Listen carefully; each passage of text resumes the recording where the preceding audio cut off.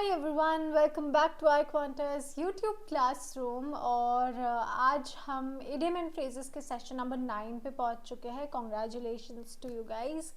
और बहुत ही मेहनत आप लोग कर रहे हैं। I see your comments and I feel really happy. बहुत ही क्या बताऊँ, अच्छा लगता है मुझे। इट्स रियली गुड कि आप लोग बहुत अटेंशन पे कर रहे हो और बहुत ही अच्छे से अपने idioms एंड फ्रेजेस याद करते हो। और कोई idiom and phrase for example मैं मिस भी कर दूँ तो you guys actually write them down in the comment box ताकि सब लोग पढ़ सकें, which is a very very beautiful thing to see this community build in a sense that everybody wants to help everybody, which is a very beautiful thing. As a teacher, I really appreciate and I really root on this thing that okay, my students are there and they are like, they're strong, there's no jealousy, nothing. Definitely there's competition between everybody because obviously सब लोगों को आगे निकलना है कहीं ना कहीं, but it's better अगर हम competition खुद से ही रखें एंड खुद से हर दिन कुछ कदम आगे निकल जाएं और बेहतर हो, राइट? चलो, तो आज हम और थोड़ा बेहतर होते हैं, कुछ और नए इडियम्स पढ़ते हैं, कुछ और नए इडियम्स को याद करते हैं, लिखते हैं और अपने डेली लाइफ में यूज़ करते हैं। ऑलराइट, चलो let's begin and let's fly together. This is session number 9, as you guys know. Let me select the pen first. Idiom and phrases, and let's begin. So number 1 idiom here is if the shoe fits. If the shoe fits, then what? Accept it. If the shoe fits, wear it.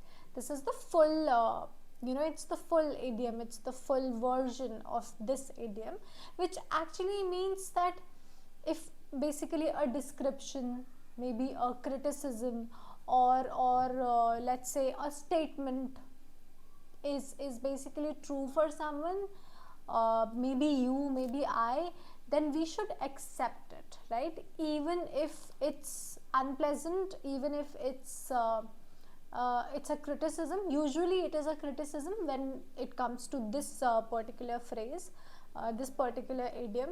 So it is usually a criticism, but this particular idiom says that accept it. If the shoe fits, wear it. This is what it says. And if we talk about exams, then it is actually used to suggest self recognition or acceptance of criticism. I'm so sorry, right? So yep, if a description applies to you, accept it. This is what the particular I'm so sorry, something's being annoying. Okay, all right. Yeah, so example, he called her selfish. If the shoe fits, she should reflect on it, right? So basically, if any description, it applies to you, if it's true, then just accept it, right? Even if it's criticism, let's just take it in. All right, it takes two to tango. Basically, ताली एक हाथ से नहीं बजती. This is what this idiom actually means. Basically, both parties involved in a situation are equally responsible for it.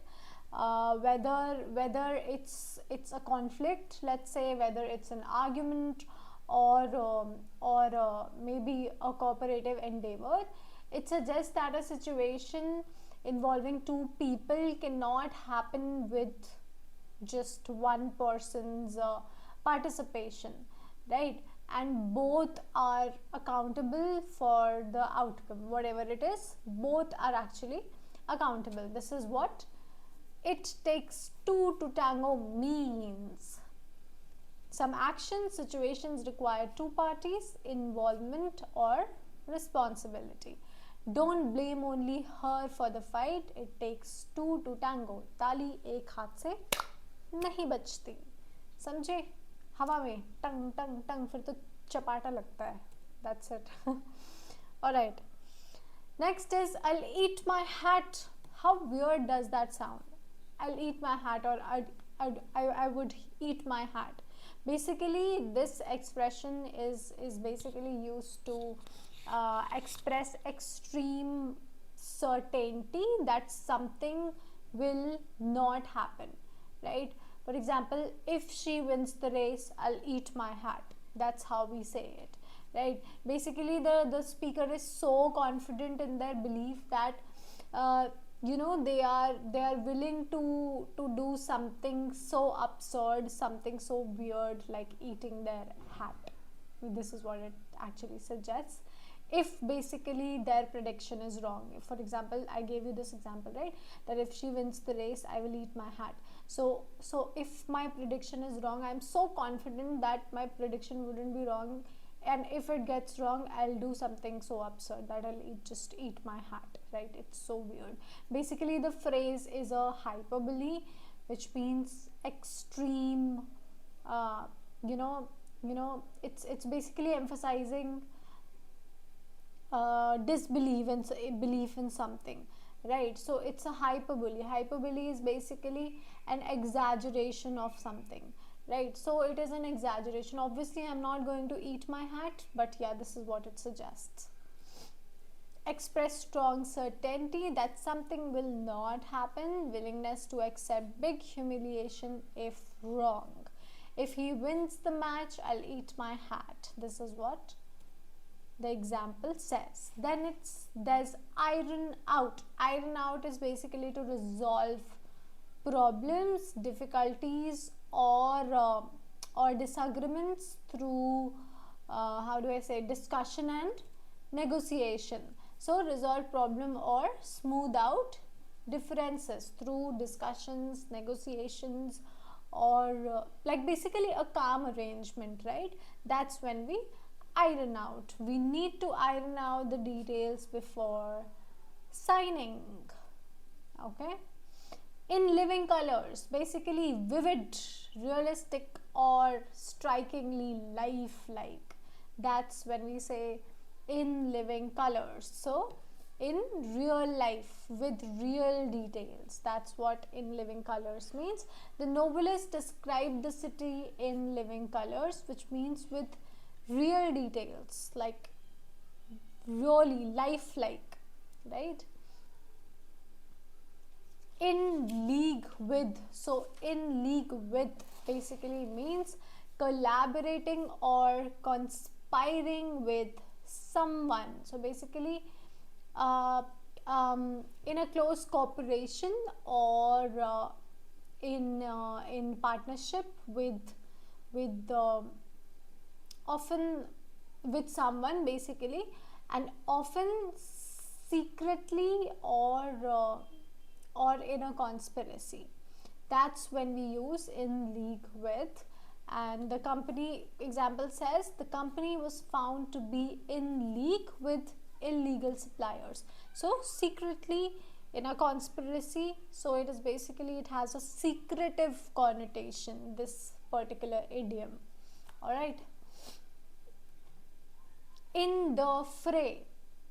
In the fray, basically to join an energetic and often not well organized effort, activity, fight, or disagreement. That's when we use in the fray. Actively involved in a conflict or competitive situation. Several startups entered the fray to compete for market share. Then there's one more which says above the fray.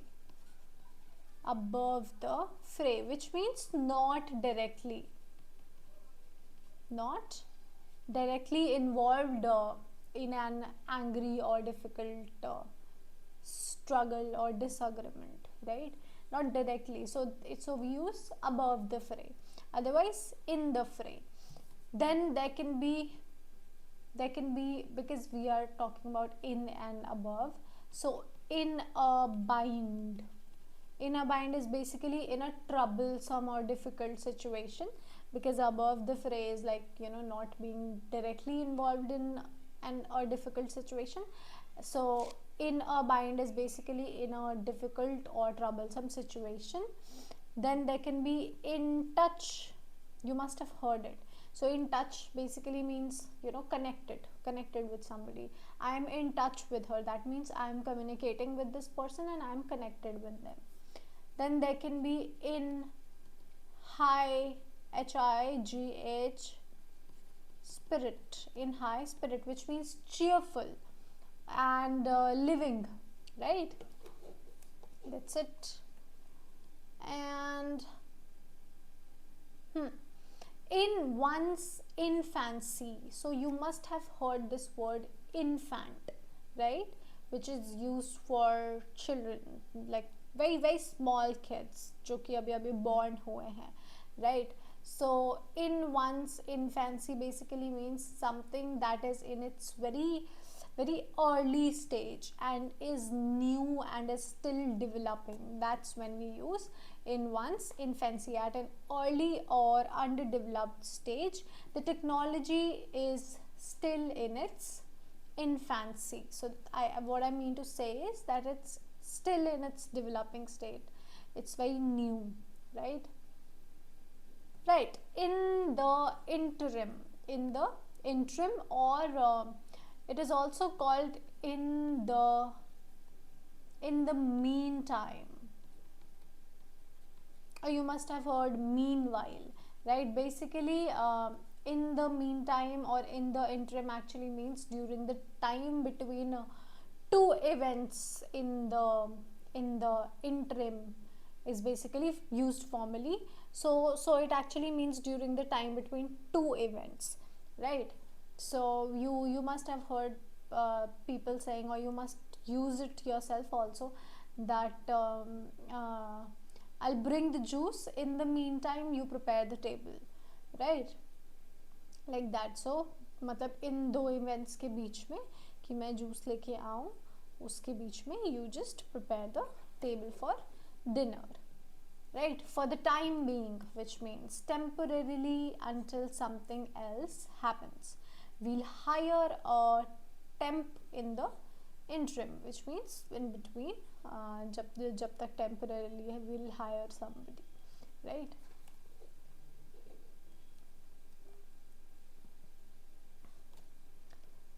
If looks could kill, basically it actually means that a person's look is so angry, so disgusted or disapproving that it could be metaphorically fatal, right? It could be so fatal that it might kill somebody. So if looks could kill, his would have killed me.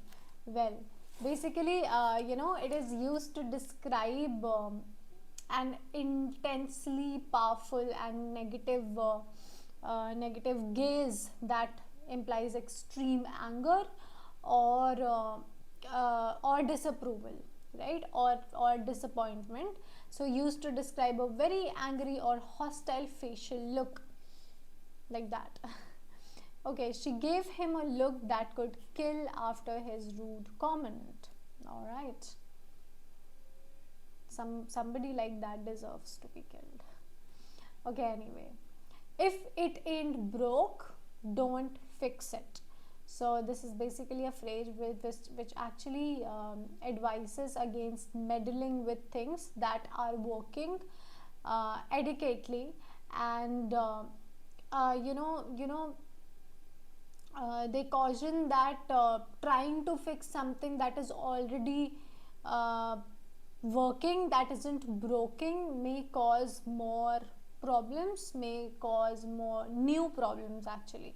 So don't try to fix something that's not broken, right? If something doesn't require your your labor or your effort, just don't make it, right? So this is what it suggests. Avoid unnecessary changes to things that function well. The software worked fine, so the team followed team followed. If it ain't broke, don't fix it. So this they just said it. Idiom चिपका दिया वहाँ पे इन्होंने. In a nutshell, what happened to the font of this particular idiom? Okay, anyway, I made a mistake. Well, in a nutshell, basically to summarize something in the fewest words possible, basically concise. So that's when we use in a nutshell, stated very briefly in a summary. So in a nutshell, the plan won't work without more funds. All right.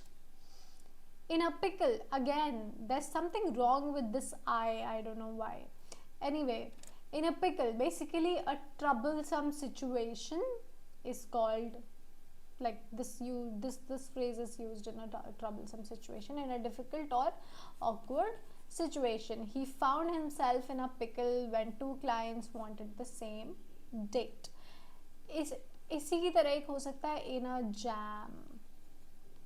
In a jam is also, you know, in difficult or trouble, basically in difficulty or trouble. Then there can be in hot water. In hot water also means in trouble, especially in this case in hot water, especially with the authorities. You are in trouble. In a jam, when you're in a jam, you're in trouble, you're in difficulty. But when you say in hot water, you're in trouble but with the authorities. In the nick of time, basically just before, you know, it is too late, that's when you use in the nick of time. Basically it is used to emphasize that something happened at the latest possible opportunity, or just in time to prevent a negative outcome maybe, or something that could have happened, right? So just in time, at the last possible moment, at the latest possible opportunity, at the last moment, at the edge of time, right? The ambulance arrived in the nick of time. All right. In the bag, basically something is, when we say in the bag, it's in the bag. It's basically that something is a sure success, basically a certainty, or as good as a win or achieved, something that's achieved. That's when we use in the bag, certain or assured, already won or guaranteed. With that lead, victory looked in the bag. So that kind of a lead, basically, let's say a race started and a runner was so fast, an athlete was so fast that he had a lead of around 20 meters, right? तो 20 metre वो बाकी के athlete से है. That means it's a good league, it's a good lead, right? So that's when we say victory looked in the bag. That means it was a sure shot success or sure shot win. अब ऐसे ही in the bag की तरह हो सकता है in the boat, in the same boat, sorry, in the same boat. Basically two people who are sharing the same situation or a same problem. So that's when we say we're in the same boat, right? So some of the faculties, like whenever we talk and we discuss about our common problems, that's when we say that we are in the same boat, yeah. And we do understand each other very, very, very, very well. That it's like quite, like it's too relatable.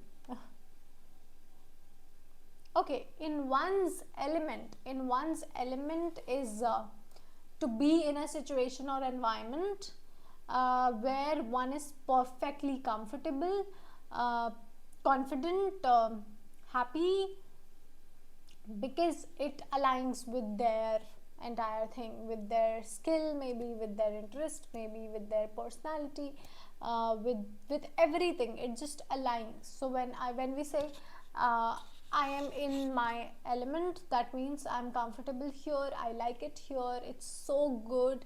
मतलब जैसे कि आप अपने घर पे हो तो basically अपने घर पे you will be in your element, right? So comfortable and competent in a particular situation. It can be anything, formal, informal, anything. He's in his element teaching advanced physics. Nice.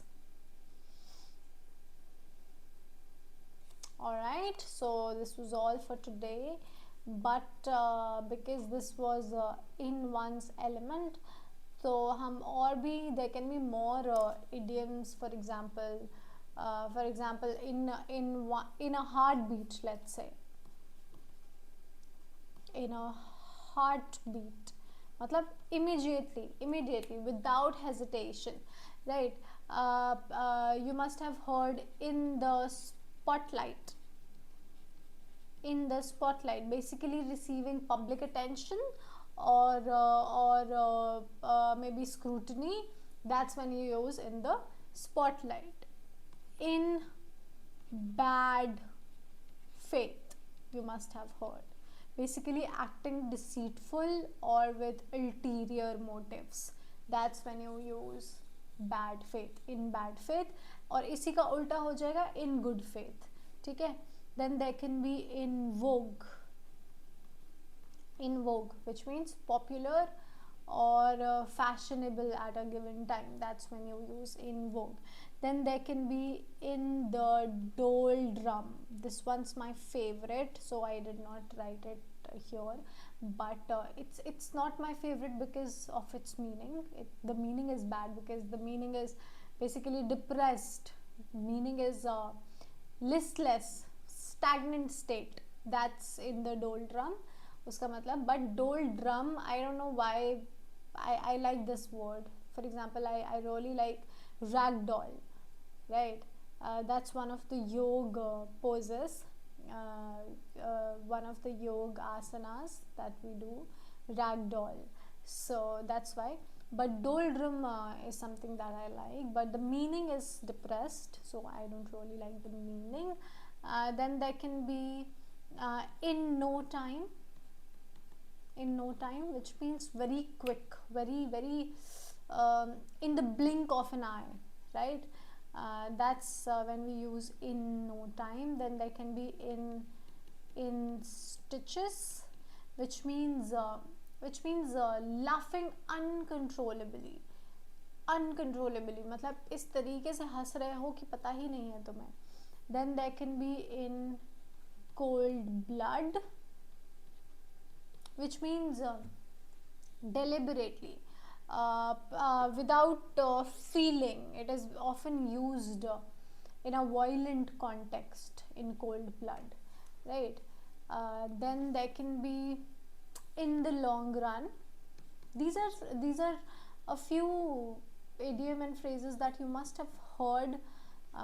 In the long run, which means eventually, considering a long period. That's when you use in the long run. Then you can use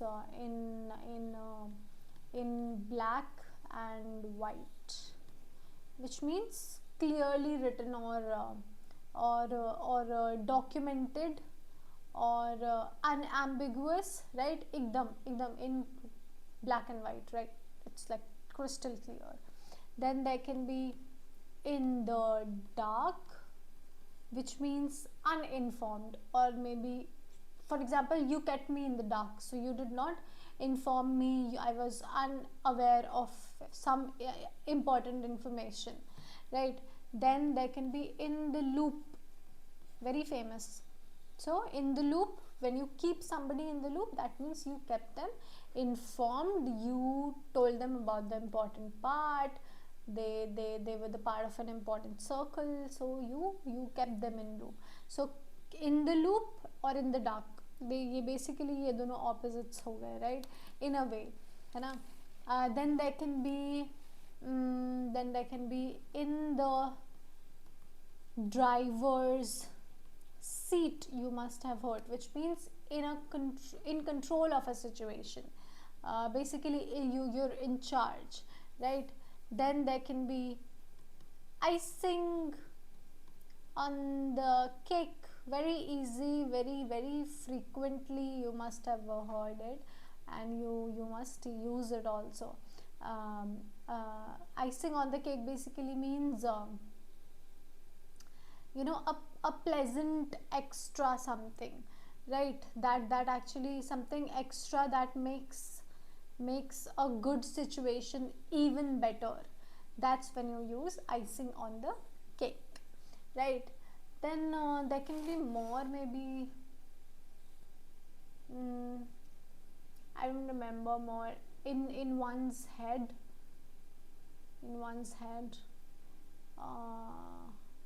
yeah, in one's head is also one of the phrases, which actually means that तुम्हारे दिमाग में ही है, मतलब ये, it's not out there maybe, but yeah. So yeah, if you remember more, just write them down. I will be happy to learn, happy to know, and I'll see you in the next session. All the best and love you all. Bye bye.